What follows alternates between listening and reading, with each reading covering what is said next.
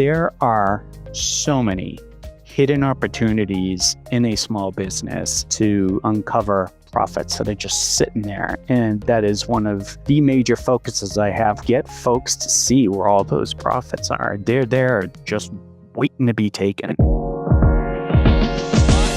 Welcome to Get Unstuck and On Target, the weekly podcast that offers senior leaders insights and strategies to not only lead with competence and vision, but also to achieve groundbreaking results. I'm your host, Mike O'Neill. I coach top-level executives on the power of ethical leadership to forge teams to be as united as they are effective. In each episode, join me for insightful conversations with leaders just like you, providing practical advice to help you get unstuck and propel you and your company forward. Let's get started.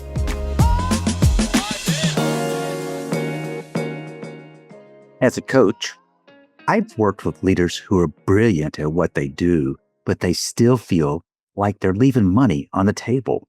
Not because they're not trying hard enough, but because they're chasing revenue instead of real profitability. In this episode, I sit down with David Visco, a profit acceleration strategist who helps business owners simplify, refocus, and take control of their financial future. We unpack his profits framework, an insightful approach to uncovering hidden value, eliminating waste, and building a business that's actually worth what you think it is. If you ever wondered why growth isn't translating into cash, you're not alone. And this conversation is your roadmap. My guest today is David Visco, a value acceleration strategist and certified value builder. He is dedicated to helping small service-based businesses grow and maximize their value. As the founder of Your Business Made Easy, David specializes in sales, marketing, finance, and operations, providing strategies that drive efficiency, profitability, and successful exits. And it's his expertise in profitability that we're going to be spending quite a bit of time talking about today. Welcome, David. Hey, good to see you, Mike. Thanks for having me here. David, the official topic that we're going to be doing is called profit acceleration. And therefore, as a great starting point, if you don't mind, if your focus as an advisor is to help owners unlock growth by maximizing business value, can you kind of explain what profit acceleration entails? Sure. Yeah. Thanks again. Absolutely. So there's a whole host of ways of figuring out how to accelerate profits in the business, right? And what I've done actually is come up with a framework to help explain that using the letters of the word profits. And it really works pretty well that way, makes it nice and easy for people to remember and to follow. And that's the process I use to help get clients into a much more higher growth, higher valued business over time. Well, why don't we just jump right into that with profits? I'm going to assume the first letter is P. What does the P stand for? Yes, sir. Purpose and vision, actually. Uh-huh. Yep. So what I find so often talking to business owners is they've jumped into a business, they got things going, and before you know it, they're working ridiculous hours and what have you, and then they lose sight of why they started it in the first place. So one of the very first things I do is sit down with the client and just find out, why are we here, you and I, right? Why are we sitting here talking about all this? Why did you get the business going in the first place? What are your goals? All that type of thing. Mm-hmm. And that's incredibly important because, as you know, as an entrepreneur, you put a lot of effort and time into all this, and there's got to be some reason for it, right? Yeah. Yes. Mm-hmm. Now you said P stands for purpose. And there, but you slipped a little I in there, did you not? Yeah, I put purpose and vision. And vision. Purpose and vision. Yeah. So if the P is purpose and vision, what is the R? The R is, at one point I had it as revenue, but I'm like, hold on, I'm the guy that focuses on profit, so that's a little bizarre. Of course, you have to have revenue to grow and whatnot, but I was thinking about this and I was like, how about refocus?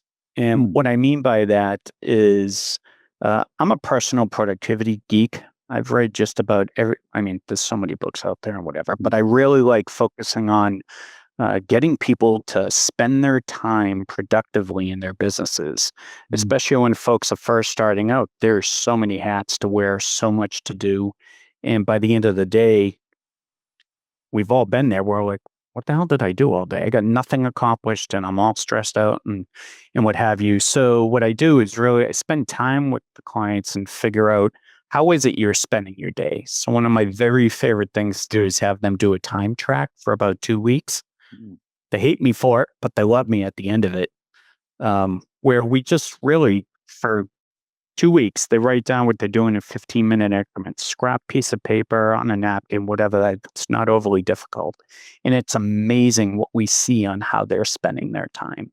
And we're easily able to uncover 20% of their week just like that by focusing on that. So that's where the refocus comes from.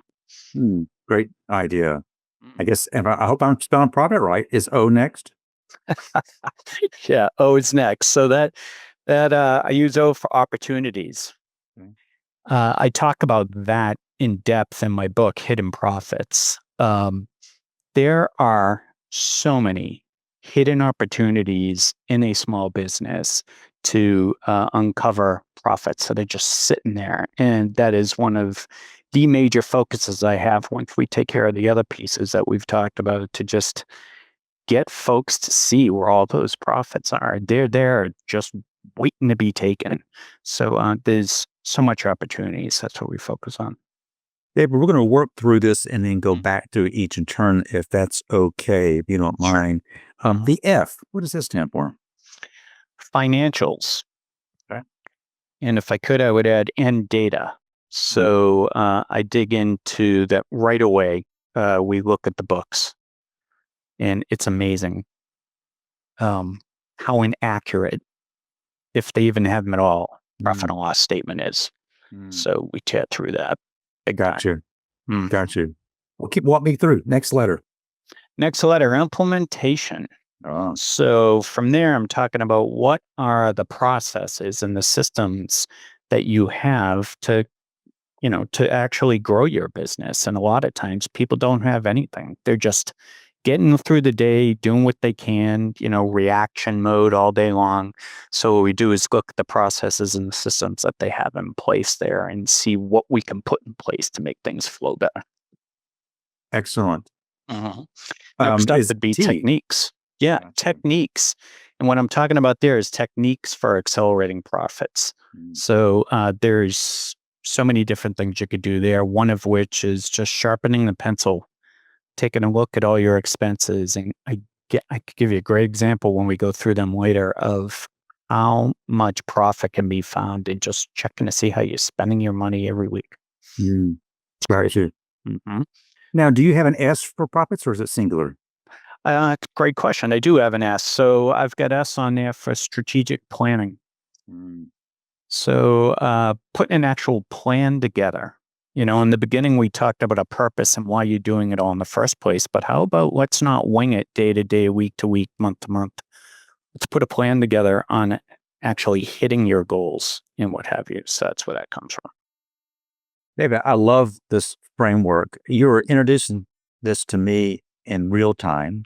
Um, does this follow kind of a sequential order in which you work with your clients, or is this more just kind of a here are the main components that we will cover over time? I, I'd say 80% of this or so is sequential. Hmm. But, and I'm a structured guy, right? I come from the lean manufacturing world where we tear through things, we have standards and we have processes and we have ways to do it. But what I also find with a lot of clients is as we dig in, sometimes some areas need some focus right away. And then I guess you could say I customize the plan at that point. So we could step out of that framework for a bit and focus where it really needs to be. But for the most part, because business is very foundational, right? Business is business. We're able to stick with that for, I'd say, probably 80% of the time. All right, that's helpful. So, in terms of our listeners, let's just make the assumption these are decision makers, these are leaders, many of which own their own business. And so they're leaning into this conversation for a variety of reasons. When a person reaches out to you, a business owner, and says, I think I want to work with you, you begin working them through this, largely kind of in this order, if you would. What do you find as you start working through this? Where might you find, first of all, the biggest ahas that take place for them, the business owner? At what step does that occur? That's great. It's early on. Hmm, So I would say it's in the data. interesting. Yeah, it's very interesting. The fact, the data and the financials. What I'm finding often is business owners aren't aware of how that all works and like what the impact of what they're doing day to day and how it impacts the business and the growth and the profits and whatnot. And I always get the big wide eyed, when they see the results of what they're doing day to day and what they're not doing and how it's impacting the bottom line. Like a lot of folks uh, aren't even sure what net profit is compared to gross profit. Mm, In fact, I have many people that call revenue profit, and that's not the case. So it's and one of the bigger areas that we uncover is that the cost of goods sold are mm. often not captured properly. And that has a significant impact to the gross profit number. And so there's a lot of awakening there when they start to look at the money and the financials, but then we get into the data itself, like KPIs, key performance indicators, and then we put a dashboard together, and then they're able to start really seeing how the drumbeat of their business and how things are going. David, as you're going through this, my first frame of reference is I was applying this to my experience working in a corporate setting, working with fast growing businesses. And I made an observation, and that is I found myself in meetings with leaders who are looking over, quote, data. And I concluded they don't really even know what they're looking at. Yeah, that's a great point. They're asking, they're doing all the kind of things. And I guess what I would throw out to our listeners and to you specifically is that starting a business, there's so much that goes into this. You are reminding us, particularly early on in your relationship, as you're trying to gain clarity. Why did you start this business? And more often than not, it wasn't to be familiar with the data or the financials. Odds are you may not even have a background in that.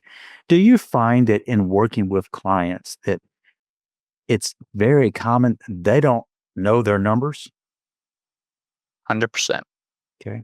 And do you find it's not just helping them know their numbers, but to understand what drives those numbers?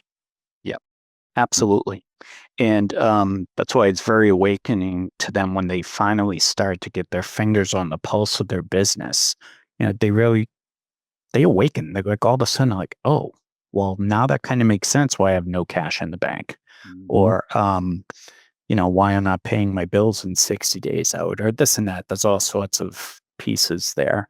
One of the it's really worth mentioning though, like one of the biggest areas of improvement that I see as to what's possible is to get the data accurate. So for those folks that do have a bookkeeper, if you're not a corporation and you're self-employed, so you're subbing out your bookkeeping and whatever, I'm here to tell you that probably 90% of the time, I'm finding errors in that data from hired out bookkeepers. Wow. And so what happens is, and I'm not bashing bookkeepers, right? I think they're fantastic. And Mhm. but what I'm finding is once my clients understand their numbers, they're able to have a real conversation with their bookkeeper and Mm. they own their numbers. They understand it better so that they can push back. Same thing with their CPA if they happen to have an accountant.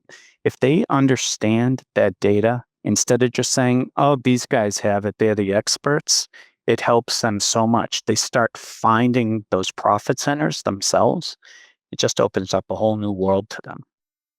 In the conversation thus far, you have mentioned a number of concepts, if you will, cost of goods sold, differentiating revenue from profits. Um, it seems to me that it can feel a little bit overwhelming. As you are working through this, let's just say you're working with a very savvy entrepreneur. They're Mhm. doing a lot of things right. But let's just say this conversation, this is not their thing. Have you found that there are certain things that you, through working with them, can educate them as to if you'll pay attention, and I'm simplifying it just for this conversation, but if you'll pay particular attention to this, and this, that would account for the majority. Is it, do you find yourself doing that in your work with clients? Yeah, it's funny. They do on occasion get overwhelmed, and I try to pay particular attention to that to make sure that's not the case. Mhm. Um, Over time of working with me, though, they start to get to that point where they're not as overwhelmed as they used to be because they're focusing on the right things throughout the day. And Mhm. that's a huge part of it. Like we go back to tracking their time and how they're spending their time. Um, so the other piece of that is, like I talked about, tracking their data and KPIs. Yes. And you kind of alluded to this earlier when you were talking about a corporate meeting and people are looking at numbers, and half the time they may not even know what they're really looking at and what have you. Mhm. The We focus on 5 to 10 numbers, KPIs, and that's Mm, it. mm, One sheet of paper that they can easily update every month that tells them how their business is doing, and it's usually color coded in a like a traffic light setting, so green, totally red, understand yellow, that. that type of thing Yeah. works so well. So simplifying, the data is really important because they're able to just look at that and right away know how they're doing. And that takes a big load off for sure. When you mentioned that you have kind of a scorecard that's part of this one page piece, what crossed my mind is that benefits not just the owner, Mhm. but if that person shares that with his or her leadership team, Yep. it could very well be, and let's just say there's approximately 10 metrics on that page. If it's color coded, it doesn't necessarily mean that everybody in the room reading this has to understand all 10, but they do understand green, yellow, and red. Yep. Absolutely. And what that does is it, if nothing else, it puts everybody from a leadership standpoint on the same page because we have too much yellow Sure. or we don't want red at all. But the assumption is that at least it's a tool. In doing this, do you typically update the scorecard monthly? Is that your MO? Uh, it's a mix of weekly and monthly. Okay. There's a few numbers, especially when a business is just starting out, where we'll measure some of the data on a weekly basis. Most of it's monthly, though. I don't like doing it like only quarterly or every 6 months. That doesn't do a heck of a lot of good. So, yeah. You made an observation earlier, and that is there's nothing wrong with revenue. Don't get me wrong on that. But your focus primarily is on helping them improve profitability. Mhm. What is it about profitability and improving profitability that most people get wrong? Hmm. What they get honestly is they don't pay attention to the profits. Mm, They just chase revenues. So, here's the challenge with that. If you're just chasing revenues because you want to grow, mm, more revenue usually means more hours, more employees, more expenses. More Mhm. dollars spent on marketing, Mhm. more of all of this stuff. Mhm. A lot of times, if you just focus on the profits, those drivers of profits, you can nearly hit the same number, at Mhm. least as far as the profitability goes. But I'll tell you, people go chasing after revenues and they're doing it just because they think that's the thing to do. Mhm. And often that's not the case at all. I mean, of Mhm. course, you need to grow revenues, but that shouldn't be necessarily goal number one. And that's very different from a lot of folks. A lot of people don't think that way. So you're stressing that by paying attention to what drives profits, it could very well mean that you can hit your business objectives without necessarily having to increase revenues. Nothing wrong with revenues. But let's talk about kind of this balancing act. And that is, how do you strike a balance between achieving profitability, particularly immediate profitability, and building long term value in your business? Yeah, that's a great question. Because one of the areas that I help folks with that are looking to scale and exit someday is building that value in the business. And it all comes from profits. Mm. Like, I'll give you an example. I was evaluating a business a couple weeks ago, and it was doing around 3.5 million in revenue.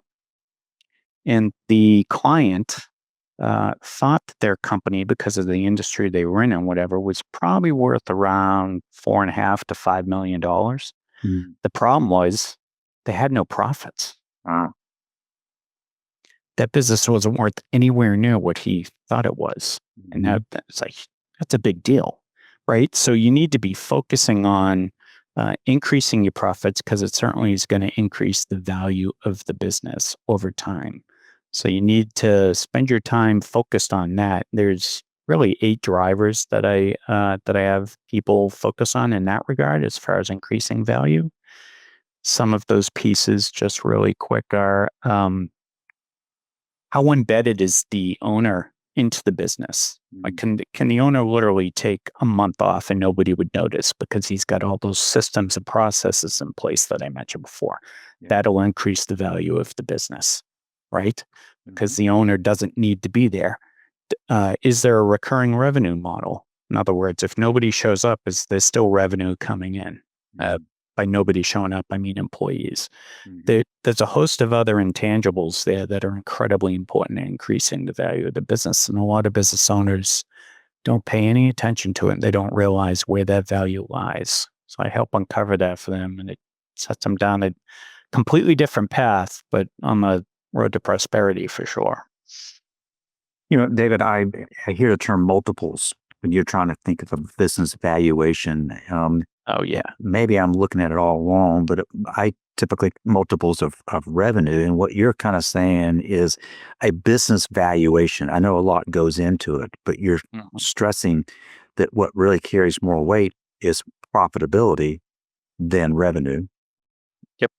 Can I Absolutely. ask, when you are talking to clients who are trying to get a sense of the value of their business, let's just say that they reached out to you because they want to build that value and Mhm. develop an exit strategy per se.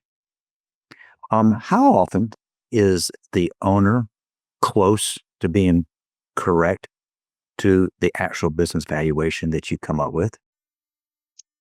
Never, Yeah. at least in my experience so Mhm. far. And Mhm. they're usually way off. And Mhm. they suspect it's worth a heck of a lot more than it actually is. Mhm. And you mentioned Michael multiple earlier, Yeah. Mike, and Yeah. that's a really important topic, by the way. So what I find often is people have this. For those that are aware of the concept of a multiple, um, the idea is that it's a number that the capital markets figure out per industry. Okay, some industries like semiconductor, their multiple is probably a 10x or something. I don't actually know what they all are, but other businesses that are like commodities and you see one on every corner, they would have a lower multiple, and you use that multiple times the profits of the business to figure out what the value is, plus a whole lot more. All those intangibles I mentioned earlier, it's not Mhm. just about the profit, by the way. Mhm. But what happens often is business owners think that they know what the multiple of their business is just based on what somebody told them. Like, oh, yeah, that's like a 3x, you get a 3-time multiple in this business. So people are walking around with that 3x in their head. Meanwhile, there's all sorts of things that we can do to one, increase that multiple so that the business is worth a heck of a lot more. And number two, figure out what the actual multiple is. And I could literally do that. Not only figure out their multiple, but figure out what the business value is within 20 minutes. Really? hmm I have a system that I use to do that, and it's phenomenal. And I just did it last week, 2 weeks ago, with a massage and spa business. This Hmm. girl was looking. This woman was looking to buy the business from her boss. Hmm. We immediately figured out what it was actually worth, and the boss, the owner, was way off. And the Hmm. fact that this buyer, this woman that hired me to figure out what it was worth, now she had all that information. So she knew what it was actually worth and able to go back to the seller and say that this isn't worth anywhere near what you were trying to, get from me. Mhm. A great negotiation power there. So, Oh, no, no question.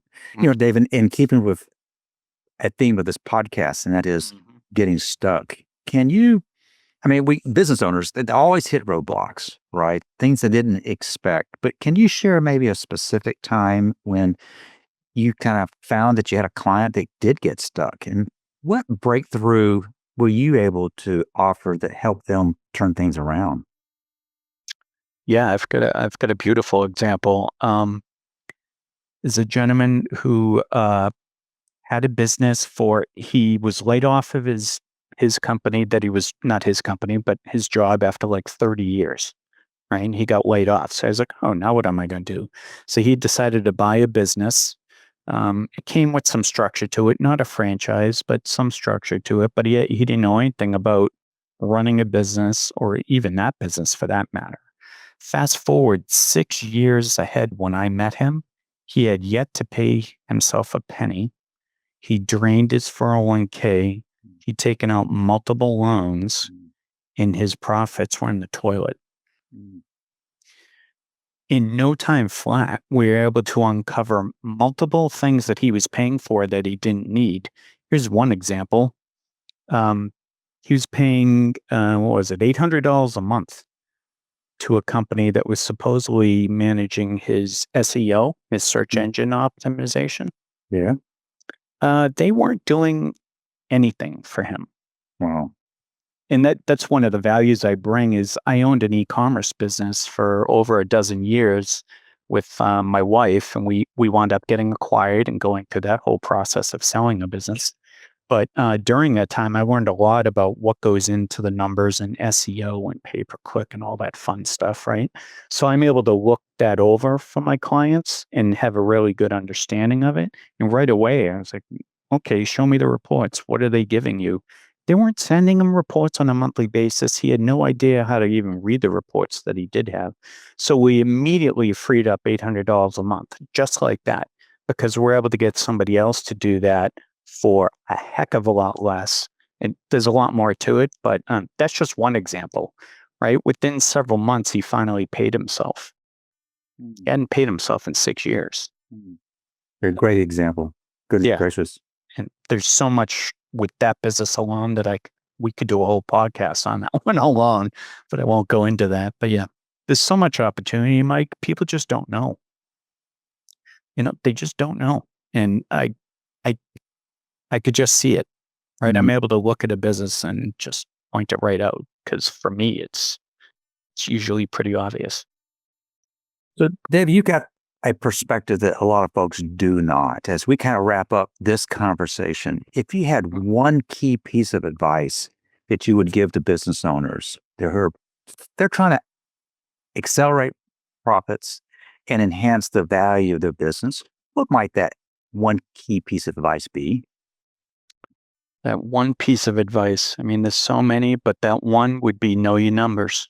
Mm, Know your numbers. You should not just assume that the people that are handling your financials are doing doing it properly, and I'm not saying they're not, but you can't rely on them. At the end of the day, as the owner, it's up to you to understand that data. And I have a very personal situation where I let a CPA tell me some information that they were wrong about.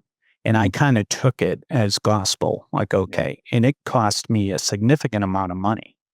And I now take that lesson with me for every client that I talk to. And so it goes to that exact point. You have to know your numbers.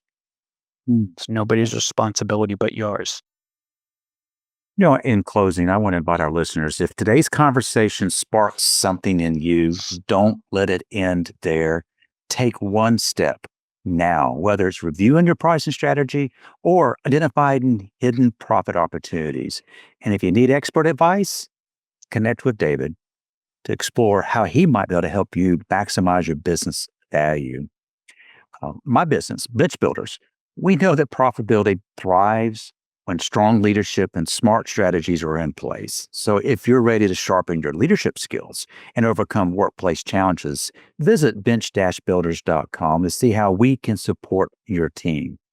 David, before we go, for those who want to connect with you or learn more about your work, what's the best way for them to reach out?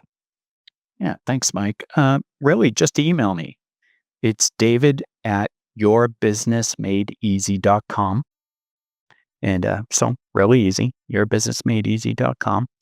And as a matter of fact, if folks are interested in getting a free profit assessment of their business, if they just put profits in that subject line, then I will hook them up with covering over 10 areas of hidden profits in their business in no time flat. We'll have a blast too, and they'll learn a lot for sure. But So yeah, that's I'd like to offer that up. so put profits in the subject line and email it to you to, again, that email address. Yep, David at yourbusinessmadeeasy.com. Excellent. David, thank you. You're very welcome, man. I really appreciate you having me on. This is fantastic. Well, I was looking forward to have you on. You're hard to pin down schedule-wise, so I'm glad we got you pinned down. But I also want to thank the subscribers, and that is, I hope that the conversation with David today has sparked some new ideas that will help you get unstuck and on target. Thank you for joining us for this episode of Get Unstuck and On Target. I hope you've gained insights to help you lead with confidence and drive your organization forward. Remember, at Bench Builders, we're committed to your success, your leadership excellence, and your strategic growth. If you've enjoyed our conversation today, please leave a review, rate, and subscribe to keep up with our latest episodes. This show really grows when listeners like you share it with others. Who do you know who needs to hear what we talked about today? Until next time, I encourage you to stay focused on the target and continue to break new ground on your leadership path.